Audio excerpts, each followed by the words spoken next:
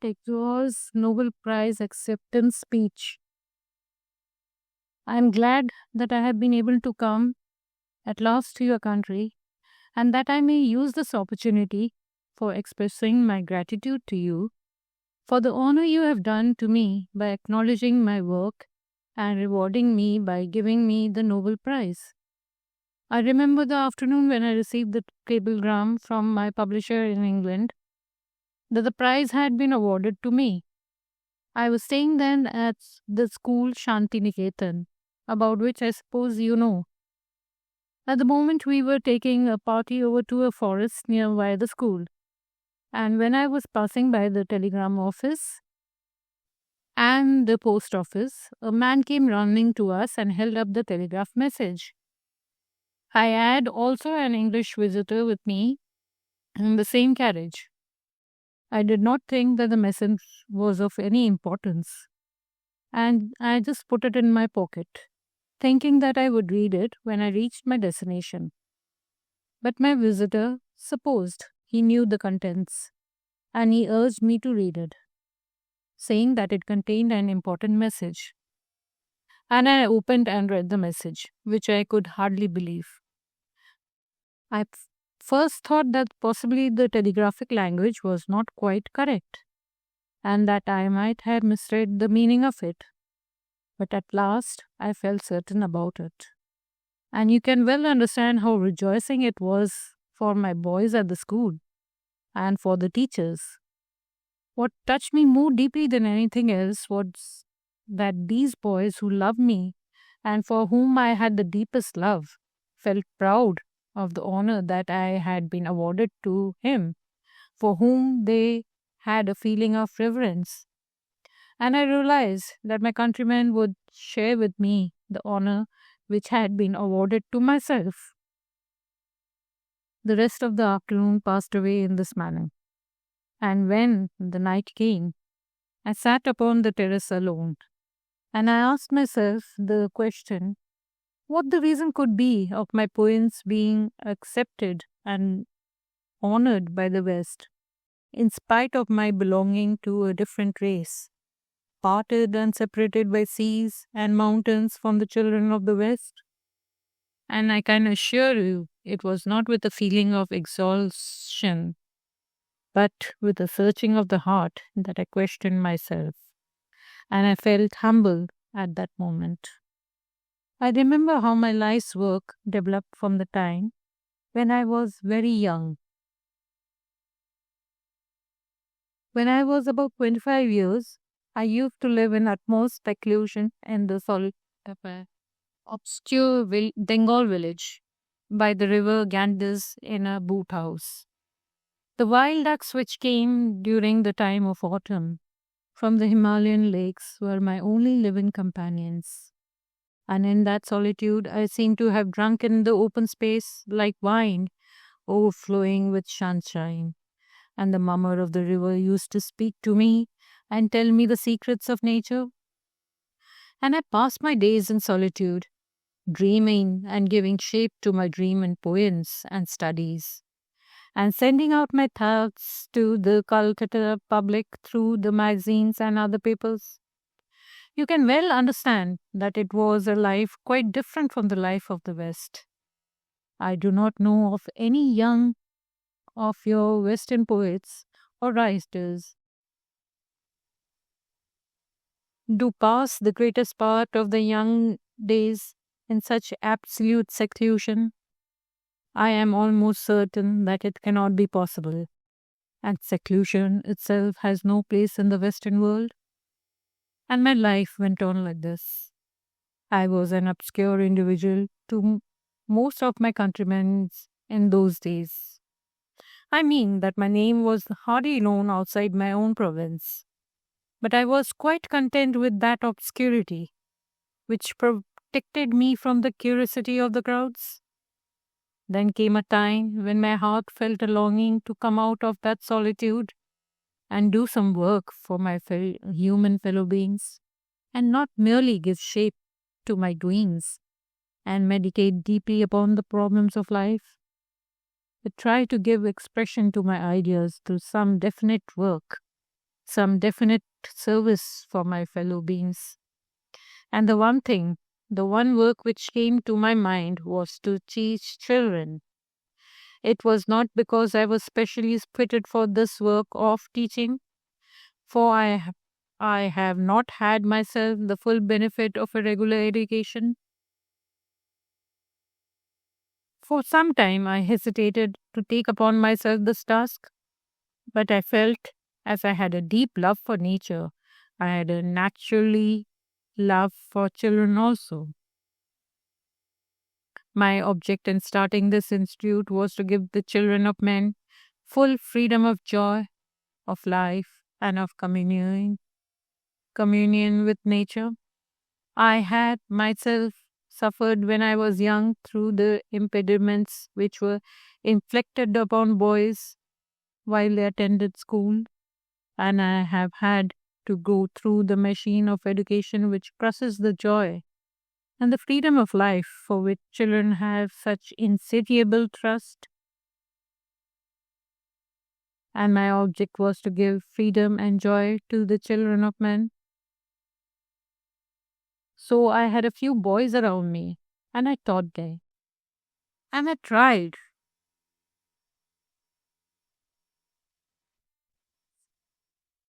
to make them happy. I was their playmate, I was their companion, I shared their life, and I felt I was the biggest child of the party. As we all grew up together in this atmosphere of freedom, the vigor and the joy of children, their chats and songs filled the air with the spirit of delight, which I drank every day I was there. And in the evening, during the sunset hours, I often used to sit alone watching the trees of the shadowing avenue. And in the silence of the afternoon, I could hear distinctly the voices of children coming up in the air. And it seemed to me that these shouts and songs and glad voices were like those trees which come out from the heart of the earth like fountains of life towards the bosom of the infinite sky. And it symbolized, it brought before my mind the whole cry of human life, all expressions of joy and aspirations of men rising from the heart of humanity up to the sky. I could see that, and I knew that we also, the grown up children, send up our cries of aspiration to the infinite. I felt it in my heart of hearts. In this atmosphere and in this environment, I used to write my poems in Gitanjali and sang them to myself in the midnight under the glorious stars of the Indian sky. And in the early morning, in the afternoon glow of sunset, I used to write these songs till a day came when I felt impelled to come out once again and meet the heart of the large world. I could see that my coming out from the seclusion of life among these joyful children and doing my service to my fellow creatures were only a prelude to my pilgrimage to a larger world. And I felt a great desire to come out and come into touch with humanity of the West, for I was conscious that the present age belongs to the Western man with his superabundance of energy. He has got the power of the whole world, and his life is overflowing all boundaries and sending out his message to the great future. And I felt that I must, before I die, come to the West and meet the man of the secret shrine where the divine presence has his dwelling, his temple. And I thought the divine man, with all his powers and aspiration of life, is dwelling in the West. And so I came out. After my Gitanjali poems had been written in Bengali, I translated those poems into English without having any desire to have them published. Being diffident of my mastery of that language, but I had the manuscript with me when I came out to the West. And the British public, when these poems were put before them, and those who had the opportunity of reading them in manuscript before approved of them. I was accepted, and the heart of the West opened without delay. And it was a miracle to me, who had lived for 50 years far away from the activity, far away from the West, that I should be almost in a moment accepted by the West as one of its own poets. It was surprising to me, but I felt that possibly this had its deeper significance, and that those years which I had spent in seclusion, separated from the life and spirit of the West, had brought with them a deeper feeling of rest, serenity, and feeling of the eternal. And these were exactly the sentiments that were needed by the Western people with their overactive life, who still in their hearts of heart had a thirst for the peace, for the infinite peace. My fitness was that training which my news had from my young days in absolute solitude of the beaches of the Ganges. Peace of those years had been stored in my nature so that I could bring it out and hold it up to the man of the West, which I had offered to him, was gracefully accepted.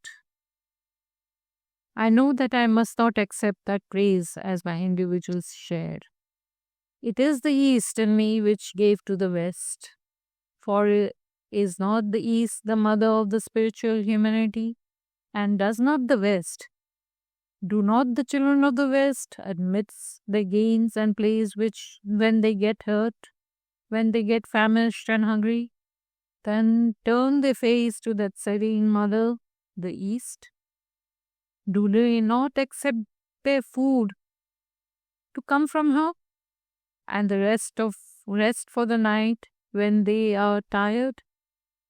And are they to be disappointed? Fortunately for me, I came in that very moment when the West had turned her face again to the East and was seeking for some nourishment. Because I represented the East, I got my reward from my Eastern friends. I can assure you that the prize which you have awarded to me was not wasted upon myself. I, as an individual, had no right to accept it, and therefore I have made use of it for others. I have dedicated it for our Eastern children and students. But then it is like a seed which is put into the earth and comes up again to those who have sown it. For their benefit, it is producing fruits. I have used this money which I got from you for establishing and maintaining the university which I started lately.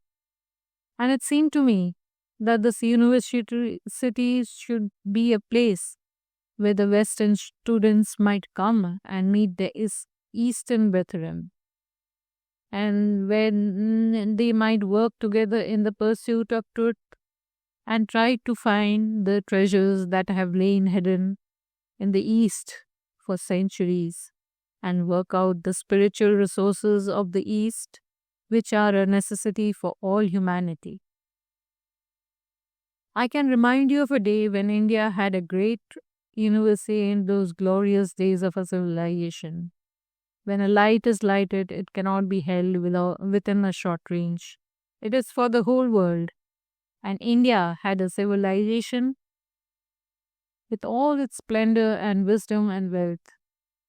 It could not use it for her own children only. It had to open its gates in hospitality to all races of men, Chinese and Japanese and Persians, and all races of men came, and they had the opportunity of gaining what was best in India, her best offerings of all time and to all humanity, and she offered it generously. You know, the traditions of a country are never to accept any material fees from the students in return for their teaching. Because we consider in India that he who has the knowledge has the responsibility to impart it to the students. It is not merely for the students to come and ask it from the master, but it is the master who must fulfill his mission of life by offering the best gift which he has to all who may need it. And thus it was that need of self expression, of giving what had been stored in India and offering the best thing that she has in herself, that made it possible and was a cause and origin of these universities that was started in the different provinces of India. And I feel that what we suffer from in the present day is no other calamity, but this calamity of obscurity, of seclusion, that we have missed our opportunity of offering hospitality to humanity and asking the world to share the best things we have got. We lost our confidence in our own civilization for over a century when we came into contact with the Western races with their material superiority over the Eastern humanity and Eastern culture. And in the educational establishment, no provision was made for our own culture. And for over a century, our students have been brought up in utter ignorance of the work of their own civilization of the past. Thus, we did not only lose touch of the great which lay hidden in our own inheritance, but also the great honor of being able to contribute to the civilization of humanity, to have opportunity of giving what we have and not merely begging from others, not merely borrowing culture and living like eternal schoolboys. But the time has come when we must not waste our opportunities. We must try to do our best to bring out what we have and not go from century to century, from land to land, and display our poverty before others. We know what we have to be proud of, what we have inherited from our ancestors, and such opportunity of giving should not be lost, not only for the sake of our people, but the sake of humanity. That is the reason, and that led me to the determination to establish an international institution where Western and Eastern students could meet and share the common feast of spiritual food. And thus, I'm proud to say that your awarding me the prize has made some contribution to this great object, which I had in my mind. This has made me come out once again to the West, and I have to ask you to invite you to the feast which is waiting for you in the Far East. I hope that my invitation will not be rejected. I have visited different countries of Europe and have accepted from them an enthusiastic welcome.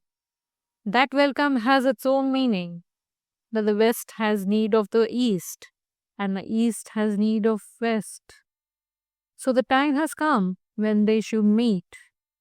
I am glad that I belong to this great time, this great age, and I am glad that I have done some work to give expression to this great age. When the East and the West are coming together, they're proceeding towards each other, they're coming to meet each other. They have got their invitation to meet each other and join in hands in building up a new civilization and the great culture of the future. I feel certain that through my writing, some such idea has reached you, even if obscurely through the translation. Some idea which belongs both to the East and the West. Some idea which proceeding from the East has been able to come to the West and claim its rest here, its dwelling, and to be able to receive its welcome, and has been accepted by the rest. And if in my writings, I have been fortunate enough to be able to interpret the voice of the need of the time, I am deeply thankful to you for giving me this glorious opportunity. The acknowledgement I got from Sweden has brought me and my work before the Western public. though I can assure you that has also given me some trouble. It has broken through the seclusion which I had been accustomed to. It has brought me out before the great public to which I had never been accustomed, and the adjustment has not been yet made. I shrink in my heart when I stand before the great conquerors of humanity in the West. I have not yet been accustomed to accept the great gift of your praise and your admiration in the manner in which you have given it to me. And I feel ashamed and shy when standing before you, and I do so now. But I will only say that I am thankful to God that He has given me this great opportunity, that I have been an instrument to bring together, to unite the hearts of the East and the West. And I must, to the end of my life, carry on that mission. I must do all that I can, and the feeling of resentment between the East and the West must be pacified. I must do something, and with that one object, I have started this institution. I do not think that it is the spirit of India to reject anything, reject any race, reject any culture. The spirit of India has always proclaimed the ideal of unity. This ideal of unity never rejects anything, any race, or any culture. It comprehends all, and it has been highest aim of a spiritual exertion to be able to penetrate all things with one soul, to comprehend all things as they are, and not to keep out anything in the whole universe, to comprehend all things with sympathy and love. This is the spirit of India. Now, when in the present time of political unrest, the children of the same great India cries for rejection of the West, I feel hurt. I feel that it is a lesson which they have received from the West. Such is not our mission. India is there to unite all human races. Because of that reason, in India, we have not been given the unity of faces. Our problem is the race problem, which is the problem of all humanity. We have Dravidians, we have Mohammedans, we have Hindus, and all different sects of the communities of men in India. Therefore, no superficial bond of political unity can appeal to us, can satisfy us, can ever be real to us. We must go deeper down. We must discover the profound unity, the spiritual unity between the different races. We must go deeper down to the spirit of man and find out the great bond of unity, which is to be found in all human races. And for that, we are all well equipped. We have inherited the immortal works of our ancestors, those great writers who proclaimed the religion of unity and sympathy. In say, he who sees all beings as himself, who realizes all beings as himself, knows truth. That has once again to be realized not only by the children of the East but also by the children of the West. They also have to be reminded of these great immortal truths. Man is not to fight with other human races, other human individuals, but his work is to bring about reconciliation and peace and to restore the bonds of friendship and love. We are not like fighting beasts.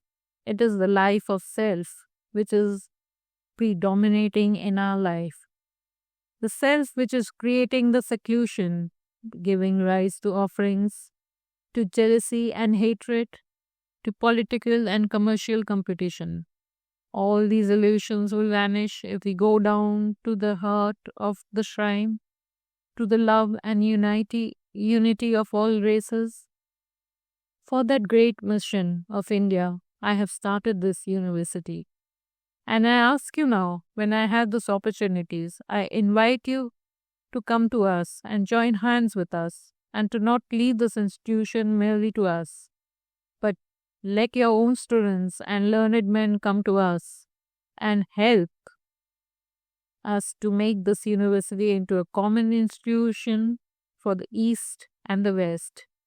May they give the contribution of their life, and may we all together make it a living and representative of the undivided humanity of the world. For this I come to you. I ask you this, and I claim it of you in the name of the unity of men, and in the name of love, and in the name of God. I ask you to come. I invite you. 26 May 1921, Stockholm.